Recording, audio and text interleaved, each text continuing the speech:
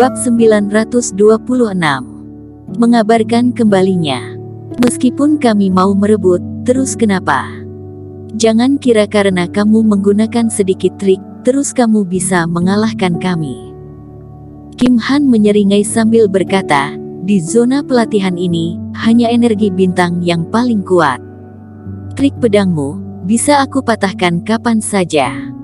Benar, dari tadi Erik Kin tidak menggunakan energi bintang. Energi bintangnya tidak banyak, kita gunakan semua energi bintang kita untuk membunuhnya. Yan Tuo juga mengangguk. Melihat di sekitar mereka semakin banyak orang-orang berkumpul, mereka juga khawatir kembali terjadi perubahan. Niat membunuh di mata mereka langsung bertambah, bintang di alis mereka langsung pecah. Breakstar. Di zona pelatihan, cukup sulit untuk mengumpulkan setiap bintang, karena energi bintang sangat berharga. Dengan kekuatan Breakstar, dua orang ini dapat langsung menggabungkan bintang dan menggunakan seluruh energi bintang. Monster tulang kembali berteriak ke arah langit, tubuhnya membesar, lalu gas keabu-abuan di sekitar tubuhnya bergejolak, seolah-olah akan mengkristal menjadi padat.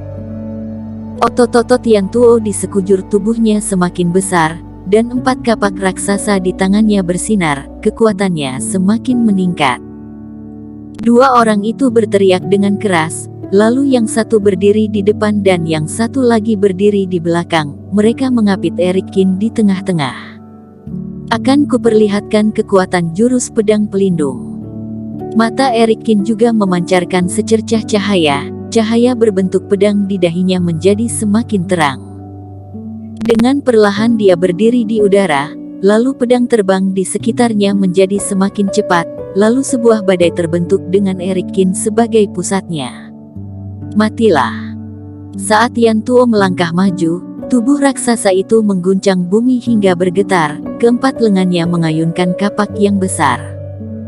Saat kapak diayunkan, ada suara gemuruh petir, dan petir terus berputar di sekitar kapak raksasa. Erik Kin menjulurkan tangannya dengan ekspresi wajah dingin. Pedang es ajaib tiba-tiba terbang, dan memimpin ribuan pedang terbang, membentuk pusaran pedang terbang. Bang bang bang. Kapak raksasa dan pedang terbang saling berdentuman dan membuat suara dentuman yang keras. Saat pedang-pedang terbang dan kapak besar bertubrukan, retakan terus-menerus terjadi, dan bahkan beberapa pedang hancur dan jatuh, tapi kebanyakan pedang seperti uir-uir belalang, datang berentetan. Pada kapak raksasa, retakan kecil perlahan-lahan mulai muncul, kemudian terus menyebar dan meluas. Yan Tuo mendengus, entah sejak kapan pedang es ajaib, tiba-tiba menyelinap ke reiki pelindung tubuhnya dan menusuk ke lengannya. Aura sedingin es menyebar di lengannya, dan kapak raksasa yang tidak dia genggam dengan baik jatuh. 3 kapak besar lainnya juga diserang oleh pedang terbang, retakan terus meningkat, tapi akhirnya berubah menjadi potongan yang tak terhitung jumlahnya dan jatuh. Pedang terbang yang tersisa berkumpul di sekitar Yan Tuo. Tidak peduli bagaimana Yan Tuo berteriak, dan menyerang pedang-pedang itu, pedang tajam yang tersisa terus menyayat tubuh Yan Tuo. Di tempat lain, pedang naga api yang berwarna merah mengeluarkan suara bersemangat yang menggemparkan, diikuti ribuan pedang terbang, seperti hujan badai, hujan pedang turun, dan tidak berhenti menghujani monster tulang itu dan membuat tulang putih monster hancur. Pada akhirnya monster itu pun tumbang. Kim Han pun memuntahkan darah, sambil menatap Erik Kin dengan tatapan tidak percaya. Tubuh Yan Tuo juga mulai mengecil dan terus mundur. Seperti tentara yang kembali setelah memenangkan perang, pedang es ajaib dan pedang naga api terbang kembali ke sisi Erik Kin. Cahaya pedang yang tak terhitung jumlahnya kembali mengelilingi Erik Kin. Saat dia maju, Yan Tuo langsung ketakutan hingga sekujur tubuhnya berkeringat, lalu dia pun mundur 10 langkah ke belakang. Orang-orang menggelengkan kepala mereka. Yan Tuo sudah dibuat ketakutan, pemuda berpakaian hitam itu bahkan memuntahkan darah, hasil pertempuran ini sudah ditentukan. Tak disangka, Eric Qin seorang diri mampu mengalahkan putra suci keempat seperti Yan Tuo. Ini tidak adil, kamu berada di atas gundukan pedang. Kamu memiliki pedang yang berjumlah tak terhingga yang bisa kamu gunakan. Kalau kamu berani tinggalkan tempat itu dan lawan aku. Yan Tuo berkata sambil mengertakkan gigi. Barusan dia mundur sudah membuatnya malu. Sekarang dia berbicara karena ingin menyelamatkan kembali harga dirinya.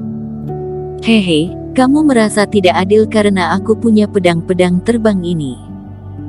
Eric Qin mengejek, kalau begitu bukankah warisan raksasa kunomu juga tidak adil? Bukankah kamu juga seharusnya meninggalkan kapak raksasamu? Kekuatan supranatural yang kalian miliki, kalian anggap wajar. Aku memiliki keunggulan karena gundukan pedang ini, kamu anggap tidak adil, bukanlah ini sangat konyol. Yan Tuo dikatai hingga wajahnya merah padam dan dia marah hingga darahnya mendidih, tapi dia tidak bisa membantah ucapannya. Reikimu benar-benar sudah pulih. Kim Han menatap Eric Qin sambil berbicara dengan perlahan. Orang-orang baru menyadari di balik badai pedang Eric Qin barusan ada reiki yang menakutkan. Reiki Eric Qin benar-benar sudah pulih, kapan ini terjadi? Orang-orang terlihat kaget. Jika meridian Eric Qin pulih setelah berada di zona pelatihan ini, maka masih bisa dimaklumi jika meridian Eric Qin pulih sebelumnya.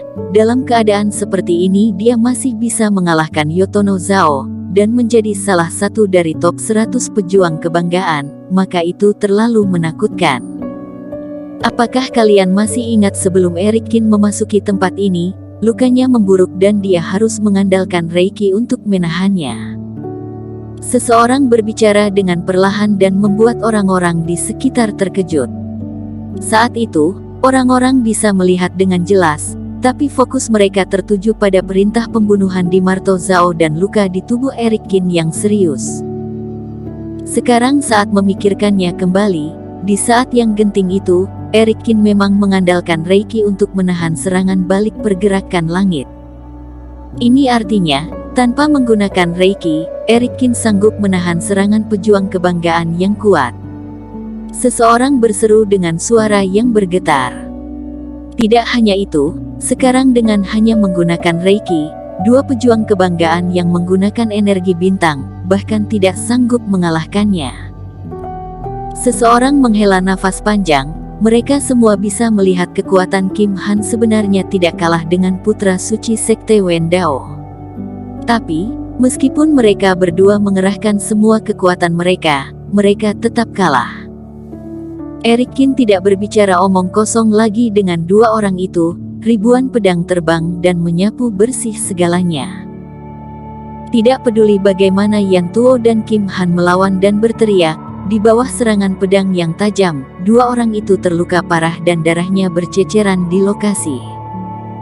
Hal ini membuat mereka berdua harus memecahkan bintang lagi, dan mengandalkan kekuatan energi bintang, untuk menyelamatkan hidup mereka. Ketika orang-orang melihat hal ini, semuanya sangat kaget. Nampaknya pemenang di zona pelatihan sudah tidak ada kaitannya lagi dengan Yan Tuo. Putra suci keempat ini sudah memecahkan bintang 2 kali berturut-turut, kedepannya harusnya akan sangat sulit untuk menambahnya lagi. Dalam duel terakhir, bintang merupakan hal yang terpenting. Melihat dua orang itu mundur seperti anjing gelandangan, Eric Qin juga perlahan-lahan menyimpan kembali energi pedangnya dan jiwa pedangnya. Dia menarik napas dalam-dalam, sentuhan kelelahan muncul di dalam matanya. Selama pertempuran, Eric Qin terlihat sangat kuat, tapi sebenarnya mengendalikan ribuan pedang terbang yang kebanyakan merupakan pedang bekas, sangatlah sulit. Jika sebelumnya dia tidak menyerap jiwa pedang yang cukup di kolam pencucian pedang, pertempuran ini pasti tidak akan dia menangkan semudah ini. Pedang terbang yang mengelilingi Eric Qin perlahan turun, pria yang berdiri tegak berdiri di atas gunung, membuat para pejuang kebingungan. Pertempuran ini mengumumkan kembalinya Eric Qin. Tadinya mereka mengira kalau Eric Qin cukup beruntung bisa bertahan, dan dia tidak akan berani menginjakkan kaki di zona inti ini. Bagaimanapun, di Marto Zhao, Julio Zhang dan Ma Sondong, semuanya adalah musuhnya. Namun Eric Qin tidak hanya kembali, tetapi juga mengejutkan dunia dengan menggunakan kekuatan tempur luar biasa yang dia tunjukkan dalam pertempuran ini. Sepertinya saat ini pejuang kebanggaan nomor 1 masih dapat diperebutkan. Bersambung.